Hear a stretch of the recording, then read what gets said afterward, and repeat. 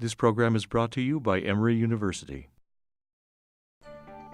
On May 1st, 2014, the Center for Faculty Development and Excellence and the Emory Center for Digital Scholarship at Emory University hosted a discussion titled Connect with Teaching, a showcase of technology used by faculty in the classroom to enhance student learning and engagement.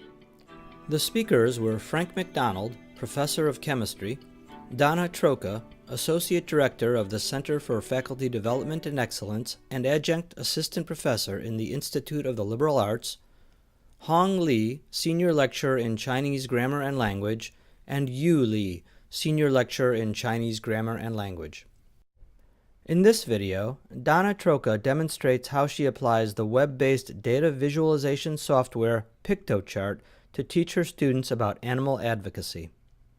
So today I want to talk to you a little bit about animal advocacy and data visualization, and Alan Pike is going to be my co-conspirator. He's going to be back there with me, so I put his name on the slide up there. And I want to talk to you about a class. Well, it's kind of part two of a class. Last fall I taught a class, 385 IDS and American Studies course, so undergraduates. Half of them were sophomores, half of them were seniors. It was a course called The Dividing Lines, Pit Bulls, the dogs, Pit Bulls, Identity, and Community. Whenever I tell people the name of my class, they're always like, what, pickles? Pimples? Pit Bulls, the dogs. And so this was a class where we talked about the history of the dog, the representation of the dog in the United States over the last 100 years. And then we also engaged in kind of two community partnerships. One was with a local animal shelter, Lifeline Animal Project, No Kill Shelter, and then the other was with Atlanta Public Schools. So we took the work we were talking about in our class and that we were learning about at Lifeline, and we brought it to students in Atlanta Public Schools.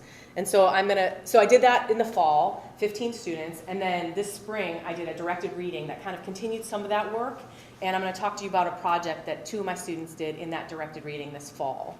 So what I wanted them to do was to develop an infographic, and for those of you who don't know, and I didn't really know this until I kind of got into it. Infographics, you've probably seen them a lot on the internet, right? It's a way in which we take numbers or data and put it into pictures, right? Especially if you're on Facebook. I feel like I see a different infographic every day on Facebook. And so I was interested in how we could take some of this kind of unruly data that we were encountering with Lifeline and make it into pictures that were more consumable by a general public, okay?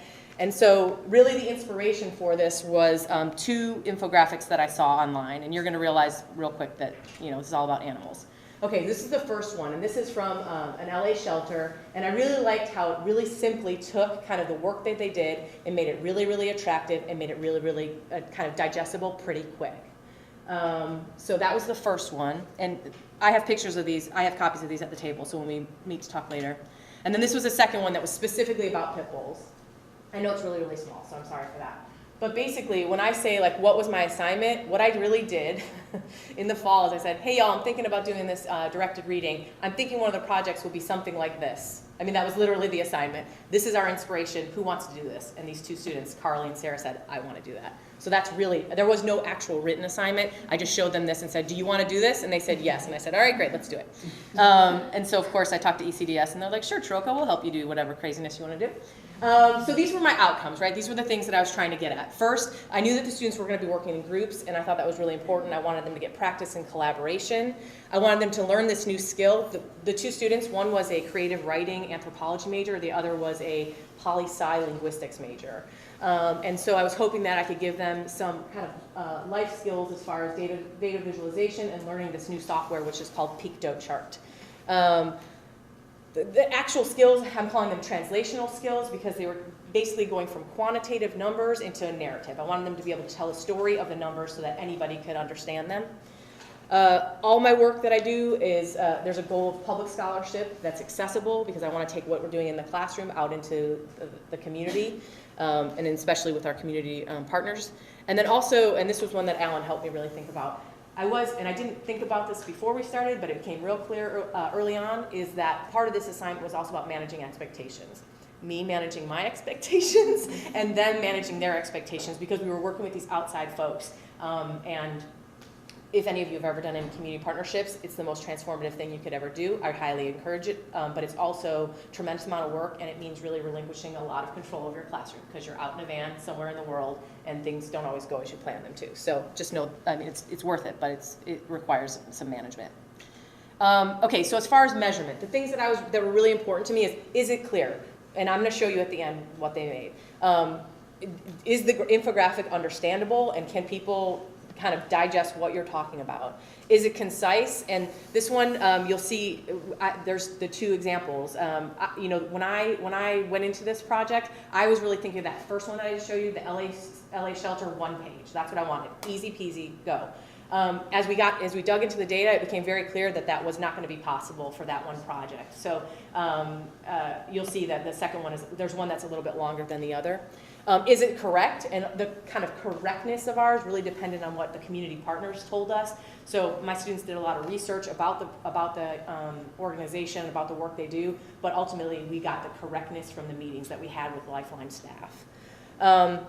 Did it meet the community partners' needs? And then, is it pretty? I mean, like, let me just be real simple, because if it's not pretty, people aren't going to look at it. And so the way that we went about it is basically I had some ideas of what we wanted to do, but I wanted Lifeline to really kind of guide what we were doing. So we met with them and we talked to them about what messages they wanted to get out to the community. And so what we decided on was two things. One, Lifeline, the no-kill shelter, has recently taken over DeKalb and Fulton County Animal Services. So basically all animal services in the greater Atlanta area are now run by this Lifeline Animal Project.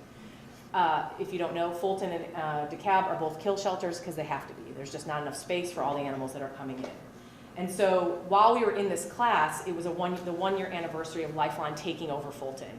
So what we suggested is, could we look at the data of what it looked like before Lifeline came in and what it looked like after Lifeline came in, and could they create an infographic about that? So that was the first thing they did, just for Fulton.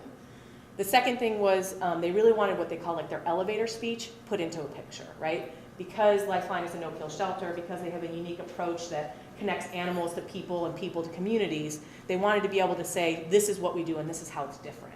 Okay, so that was the second project. Excuse me, and each student kind of took lead on one, and you'll see it in a minute. Okay, what worked and what didn't? So what worked is we met with Alan Pike, and he gave us, who I'm going to be working with later, he gave us some just kind of general ideas to think about. So he gave us both conceptually and kind of aesthetically suggestions, things to think about as we began the project, and that was really huge, and I'm really thankful for that. What we didn't do is we didn't do a group training, and there was just 3 of us. It was me and the 2 students, so it wasn't a really big group. But if you can look at Piktochart on your own, or we can look at it at the table. They've got a lot of how-to videos, which are really helpful, but not everybody learns that way. So sometimes they will actually want like a human being right there to be like, wait, can you go over that again? So I'm going to use this as an assignment in the fall when I teach a version of the class again, and we're absolutely going to do some sort of training before we kind of move into the assignment.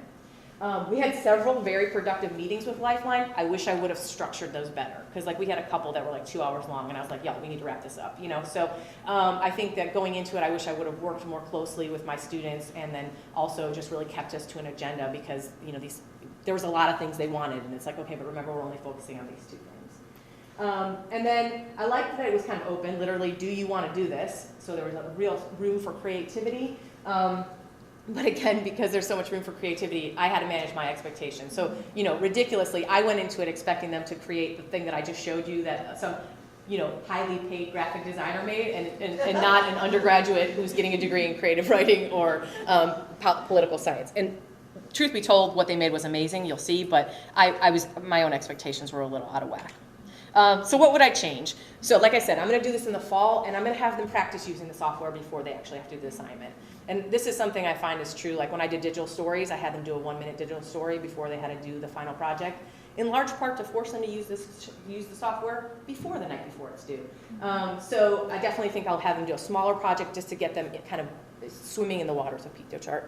I didn't have a grading rubric. I'm going to develop a grading rubric for sure, because it makes me really think about what are the things I'm looking at and what is necessary for a good infographic, and I think it also makes the students feel a little bit more at ease as they learn this new technology. Again, formatting those meetings a little bit more, and then also I think I want to include some sort of lecture or theory or discussion about what it means to to do data visualization. Like, what does it mean to go from numbers to words? What does it mean to create a narrative out of data? Because I'm not sure that that was entirely clear to my students at the beginning of the project. And again, it's kind of those things like, well, they understand, right? And I don't think they do. Okay, so here's an example of the data, right? This is what Lifeline gave us, okay? And this is just one page. It was like 6 or 7 pages long, right? So like most people in the community, not so excited at looking at that, and what does that even really mean, right? So what I wanted to do is I thought, what is the story we can tell? And this is from the year that the year that they were in charge, and then we have like 2 more sets from the 2 years before. And so here's what, and it's kind of long, but here's what my student made. These are what my students made, right? Right, it's beautiful, right? Like, what was my problem? It's gorgeous, right? My problem with it is that it's not a one-off, right? And we talked about like kind of like if you think about a newspaper, like what comes above the fold. There's really, there's a lot here. But it's also, one thing that we did is we kind of came to them as we kind of crunched through the data, the 3 of us. We said, okay, these are the 6 or 7 salient categories we think. The real hit home, wow, Lifeline, you had an impact in these categories. And they said, we don't want to talk about those 3. We want to talk about these 4 or 5. And so so again, that was us managing, like, okay, that's what we'll do. So you'll see we talked about surrender prevention, we talked about transfers and transports, fostering, adoption rates, and then euthanasia. And you can see that, like in the year that Lifeline took over, euthanasia rates dropped 51%. So that means a lot more animals are living, which is what is really, ultimately, is the goal for me. Okay, so that was the kind of data crunching one. And then this here is the kind of elevator speech one.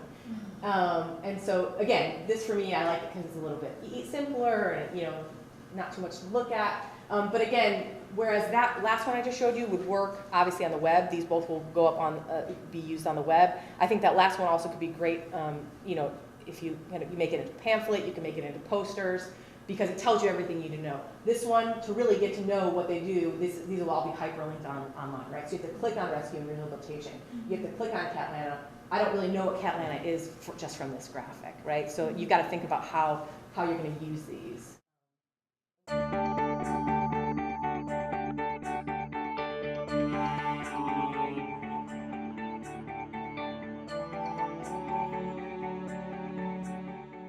The preceding program is copyrighted by Emory University.